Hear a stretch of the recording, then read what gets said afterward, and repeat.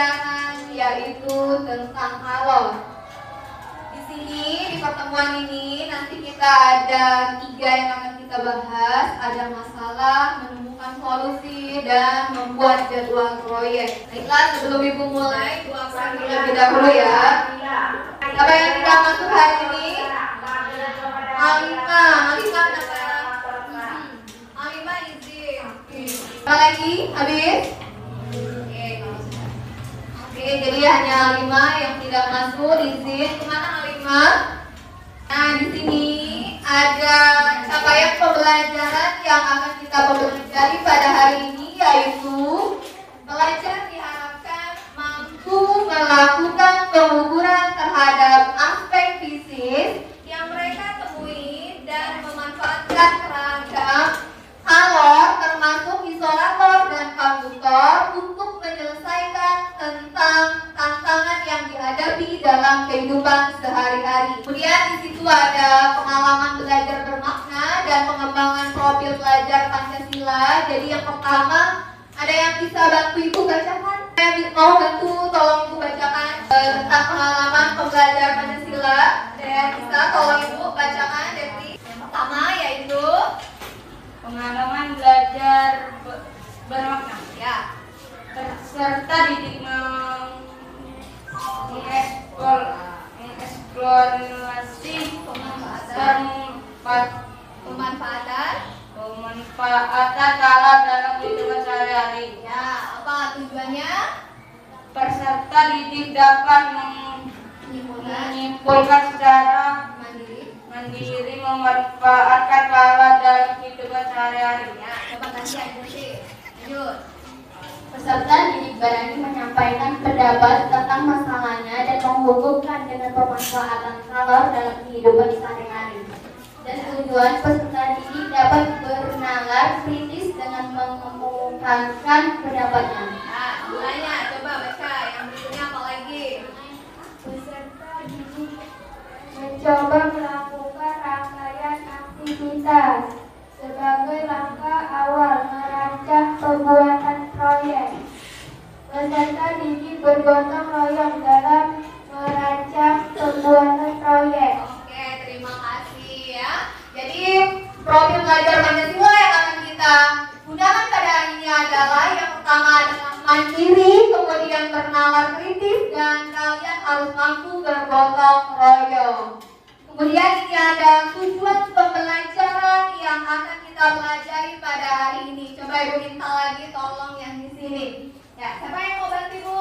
Anu, bacakan tujuan pembelajarannya apa? Yang pertama, melalui pengamatan gambar atau video, peserta didik dapat membuat pertanyaan tentang masalah dalam kehidupan sehari-hari yang berhubungan dengan energi panas, kalor.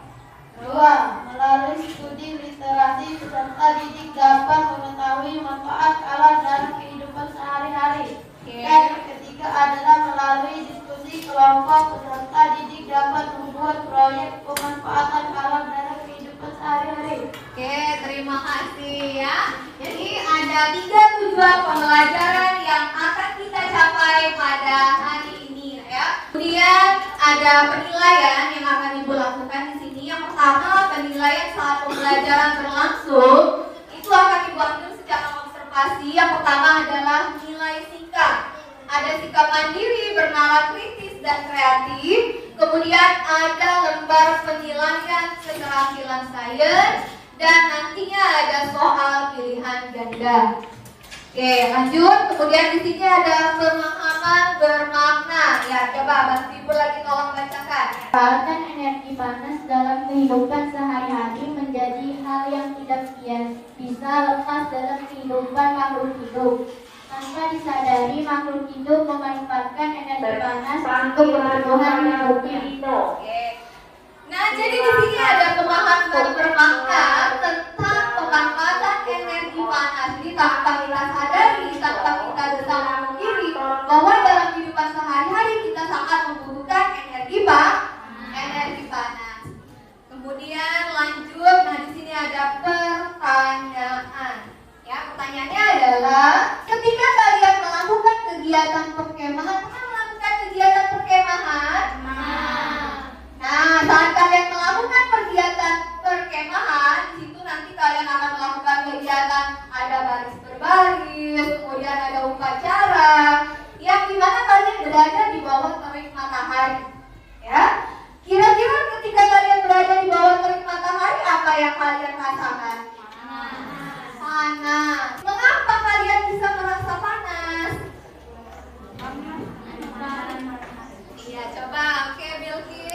Karena apa? Kita merasa panas karena ada pancaran matahari.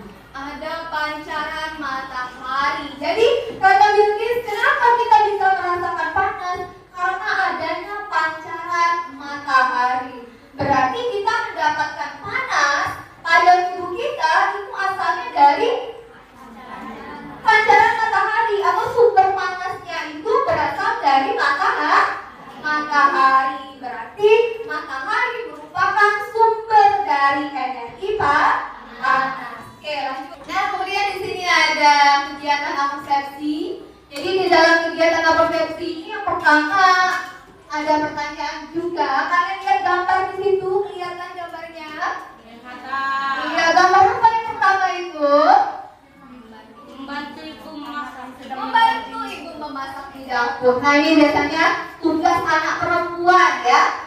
Siapa yang pernah membantu ibunya memasak di dapur? Ayo, anak perempuan yang pernah membantu ibunya memasak di dapur. Wah, banyak sekali ya. Berarti rajin semua ini bantu orang tuanya memasak. Nah, yang gambar kedua itu ada gambar panci yang berwarna merah. Itu tandanya apa? Oh, panas. Ya, panci yang sudah dipakai oleh ibu dan kalian memasak di dapur itu nantinya akan terasa panas. Dari mana asal panasnya? Dari kompor. Kenapa dari kompor bisa ada panas? Oh, karena ada apinya. Berarti kita di sini masuk lagi. Ada dua sumber energi panas. Sumber energi panas yang kedua itu berarti apa?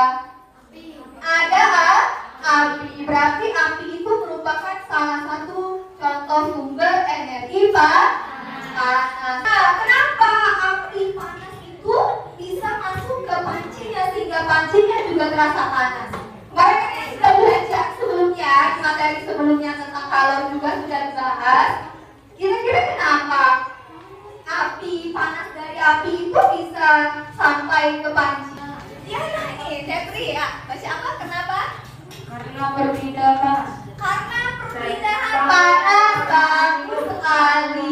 Perpindahan panas secara apa itu? Secara konveksi, benar? Konduksi. Jadi ada perpindahan panas secara konduksi.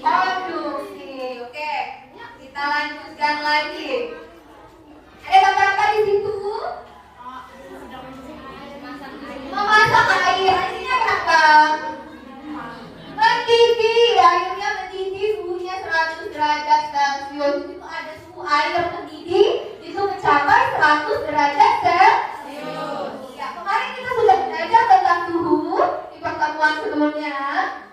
Iya, kira-kira ada yang bisa menghubungkan tidak apa bedanya suhu dengan kalor? Suhu menyatakan jika derajatnya panas atau dinginnya suatu benda, sedangkan kalor adalah suatu bentuk perpindahan energi dari suatu benda yang bersuhu lebih tinggi ke benda yang bersuhu lebih rendah. Oke, bagus sekali. Tepuk tangan dulu semuanya. Ya, mungkin sama tidak? Kalor atau panas merupakan salah satu bentuk energi, sedangkan suhu merupakan ukuran atau tingkat panas atau dinginnya suatu benda.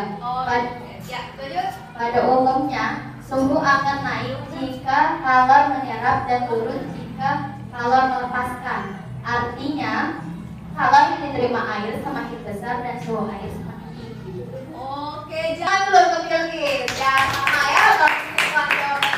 Ya, anak ibu berarti sudah pinter-pinter semua. Jadi sudah bisa menghubungkan apa hubungannya antara kalor dengan suhu. Jadi kalau suhu itu adalah derajat panas dinginnya suatu benda. Jadi dia yang menyatakan derajat atau ukuran panas suatu benda. Sedangkan kalor itu adalah energi panas yang terkandung di dalam benda tersebut. Itu disebut dengan kalor.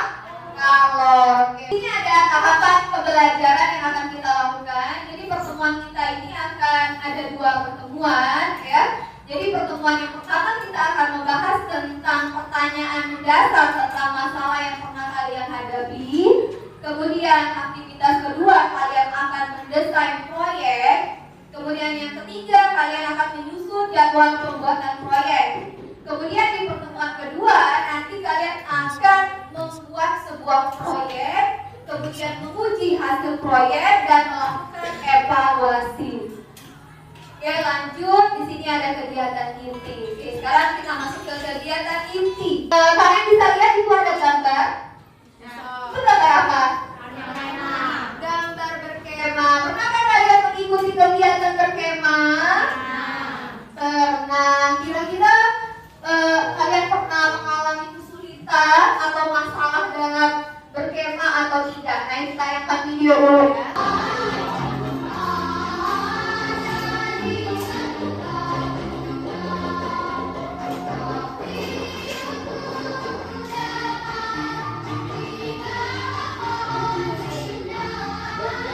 Masak rimba merupakan salah satu kegiatan yang diikuti peserta Jambore Nasional 11 tahun 2022 Agustus lalu di Bumi Perkemahan Cibubur, Jakarta.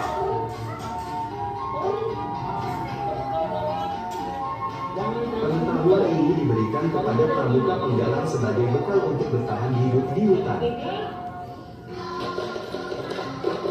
Diharapkan saat hidup di hutan mereka masih bisa memasak dengan peralatan masak yang disediakan oleh alam. Oke, sudah. Jadi dari video yang Ibu tayangkan tadi, videonya menayangkan tentang apa? Cara bertahan hidup di alam dengan memanfaatkan apa yang ada di alam. Oke, baiklah. Kira-kira dari kegiatan perkemahan yang pernah kalian lakukan itu, kira-kira kalian pernah mengalami masalah tidak yang berhubungan dengan energi panas? Pernah. Kira-kira masalah apa yang pernah kalian hadapi? Siapa yang pernah mengalami masalah saat melakukan kegiatan perkemahan? Angkat tangan. Siapa yang pernah mengalami masalah? Coba. Oke, coba. Mona. Kita lupa membawa alat masak dan ketika ingin minum air hangat harus masak terlebih dahulu.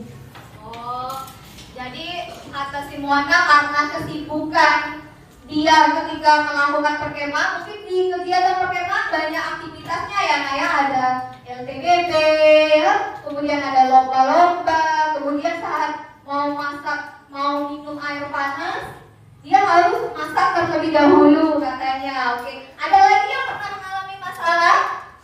Nah ya, angkat tangannya. Siapa yang pernah? Saat ingin memasak lupa membawa alat masakan. Lupa membawa alat masakan. Oke, ada lagi yang pernah mengalami masalah? Kelompok pernah tidak mengalami masalah saat berkemah? Tidak pernah mengalami masalah. Kelompok 5? Pernah ya. Coba kalau pernah, masalah apa? Lupa membawa kompor. Lupa membawa kompor. Jadi dapat sama-sama nih ya, ini lihat. Iya, kalau kemah jadi dapat sama-sama. Sekarang dari masalah-masalah yang kalian temukan itu, di sini Bu akan bagikan dulu LKPD. Oke, kalau sudah sekarang buka di aktivitas 3.1. Di situ ada keterangan di atasnya. Apa keterangan di 3.1 itu? Siapa yang bisa tolong Ibu bacakan? Ya, Dira. Sekarang setelah kamu mengamati gambar ilustrasi di atas dan telah memahaminya, maka coba kamu tuliskan pertanyaan terkait masalah yang pernah kalian alami saat berkemah dalam kehidupan sehari-hari. Tuliskan pertanyaanmu pada kotak di bawah ini. Oke, nah itu perintahnya sudah dibacakan sama Adira. Jadi perintahnya adalah kalian diminta menuliskan masalah yang kalian temukan ketika kalian melakukan perkemahan yang berhubungan dengan energi panas atau pemanfaatan energi panas. Ya, silakan didiskusikan dengan teman kelompoknya. Kalian boleh tuliskan masalah apa yang pernah kalian alami selama mengikuti perkemahan yang berhubungan dengan pemanfaatan atau penggunaan energi panas. Masalah-masalahnya Ibu minta perwakilan dari kelompoknya masing-masing. Kelompok 1, siapa yang membacakan masalahnya? Masalah yang pertama, ketika pagi hari ingin meminum air hangat harus terlebih dahulu memasak dahulu. kedua, kedinginan di malam hari karena lupa membawa selimut. Oke, jadi masalah di kelompok 1 ada 2. Pertama, dia mau masak minum air hangat di pagi hari harus masak dulu. Yang kedua, katanya dia lupa membawa selimut sehingga kedinginan di malam hari. Oke, yang kedua masalahnya apa? Pada saat berkemah, karena sibuk dengan baris berbaris sampai ketinggalan kompor dan setrika. Oh iya, lupa membawa kompor dan setrika karena terlalu sibuk menyiapkan kegiatan perkemahan. Ya, bagus sekali. Kalau di kelompok 3 apa masalahnya? Sudah selesai belum? Tinggal lagi. Kelompok 4 sudah? Kelompok 4 sudah ada masalahnya? Ya, coba lagi. Yang pertama, lupa membawa kompor untuk memasak. Yang kedua, lupa membawa alat masak untuk memasak air. Oh, lupa membawa alat untuk memasak air. Oke, kelompok 5. Coba ibu mau dengar. Ini memiliki salah yaitu lupa membawa termos untuk membuat air hangat menjadi lebih tahan lama. Oke, lupa membawa termos untuk membuat air panas lebih tahan lama. Karena ini kelompok 3 yang belum nih. Yo, sudah. Lupa menjemur pakaian, lupa membawa gas karena waktu sudah dekat. Oke, kelompok sudah mendapatkan atau menemukan masalah dalam kehidupan sehari-harinya masing-masing. Nah, sekarang di sini kita tinggal titik 2, yaitu mendesain perencanaan proyek. Saya buka LKPD-nya lagi tentang aktivitas 3.2 dan situ. Tuliskan hasil pencarian informasimu dan teman sekelompokmu ke dalam tabel berikut. Untuk menambah referensimu, kamu bisa membaca jurnal berikut. Oke, nah jadi di tabel itu ibu minta kalian menuliskan semua permasalahan yang pernah kalian alami ketika melakukan kegiatan perkemahan. Kemudian kalian diskusikan solusi apa yang kalian ambil, ya, saat kalian menghadapi masalah tersebut. Oke, silakan dikerjakan. Kalau sudah, nanti ibu minta kalian memfokuskan satu masalah saja yang paling urgent, ya, atau yang paling penting. Nah, jadi kalian fokuskan di satu masalah yang kira-kira nanti solusinya bisa kalian buat sebuah produk untuk mengatasi solusi permasalahan yang kalian hadapi tentang pemanfaatan energi panas dalam kehidupan